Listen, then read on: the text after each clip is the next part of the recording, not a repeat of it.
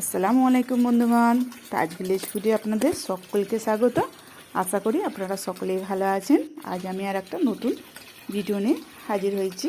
হ্যাঁ বন্ধুরা, আজ আমি গাছ থেকে কুমড়ো শাক তুলে সেটি সর্ষে বেটে রান্না করে আপনাদের সঙ্গে আজকে শেয়ার করছি। তো আমি গাছ থেকে এই যে কুমড়ো শাক তুলে নিচ্ছি। আর গাছের জিনিস যখন খুশি ইচ্ছা তখনই খেতে ইচ্ছে করে, তখনই তুলে নেওয়া হয়, তাই না? তো আর গাছের জিনিসে মনে হয় যেন বেশি টেস্ট, কোনো সার দেওয়া হয় না আর হয় না। তো দেখুন ফুলগুলোও আমি তুলে নিচ্ছি এর সঙ্গে। তো কুমড়ো ফুলের তো চপ করে দেখিয়েছি, তো এইবার আমি আপনাদের ঘরে কুমড়ো ফুল শাকের সঙ্গে রান্না করলেও খুব সুন্দর লাগে। আর এখানে দেখুন পাখিটা কত সুন্দর লাগছে, তাই দেখছি যে লেজটা দেখুন, লেজটা যেন আরও সুন্দর লাগছে। তো এখানে অনেক পিঁপড়ে আছে, দেখছি পিঁপড়েগুলোকে খাচ্ছে পাখিটা।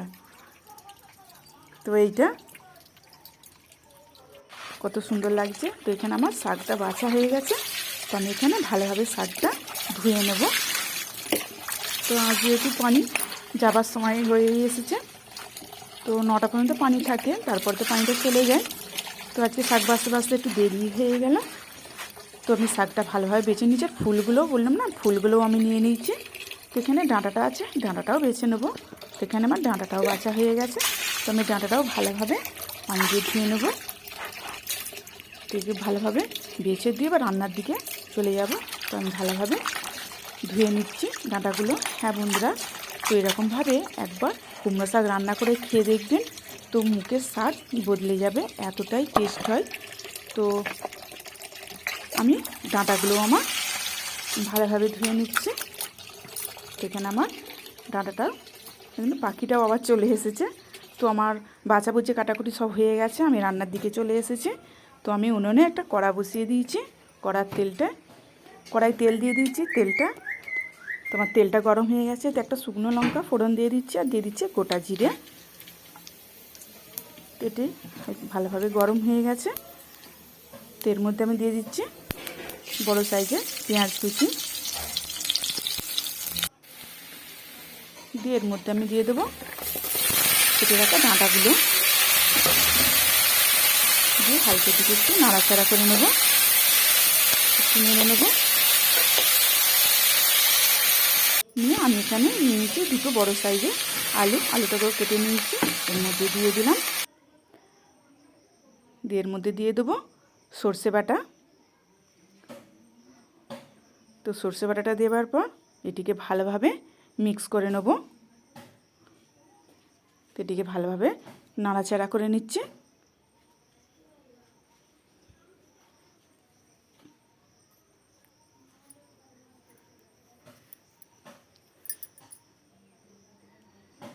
এটিকে ভালোভাবে নাড়াচাড়া করে নিচ্ছি আলু আর ডাঁটার সঙ্গে।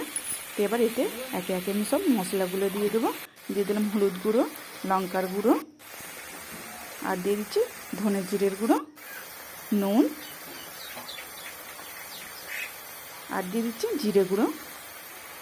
তো দিয়ে সবগুলি ভালোভাবে আবারও কষে নেব।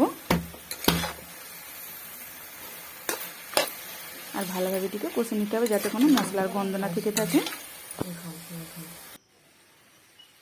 তো এতে আমি অল্প একটু পানি দিয়ে দেবো, দিয়ে আবার এটিকে ভালোভাবে নাড়াচাড়া করে নেব।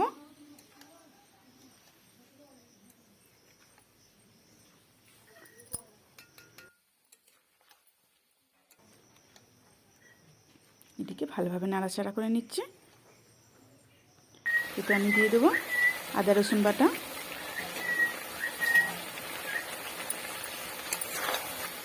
দিয়ে আবারও সবগুলি ভালোভাবে কষে নেব মশলার সঙ্গে, যাতে কোনো মশলার গন্ধ না থেকে থাকে।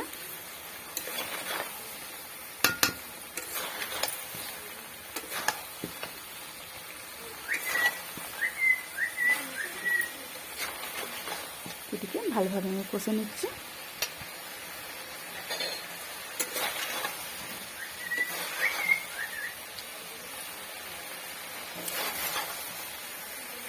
একদম মাখা মাখা হয়ে গেছে, আর কষাও ভালোভাবে হয়ে গেছে। এর মধ্যে আমি দিয়ে দেবো ধুয়ে রাখা শাকগুলো।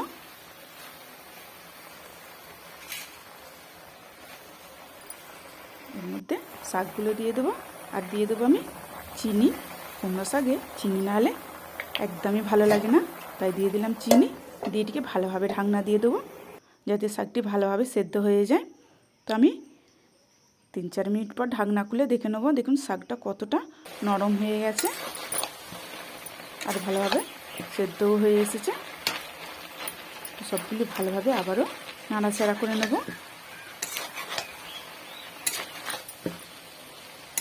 এটিকে ভালোভাবে নেড়ে চেড়ে নিচ্ছি।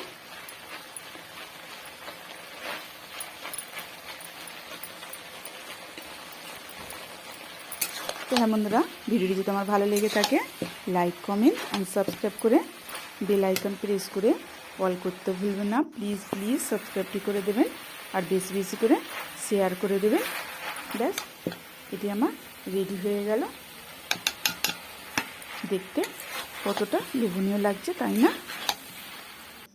আর একদম মাখা মাখা হয়ে গেছে আর শাকটিও ভালোভাবে সেদ্ধ হয়ে গেছে। ব্যাস, আমার রেডি হয়ে গেল কুমড়ো শাক রান্না।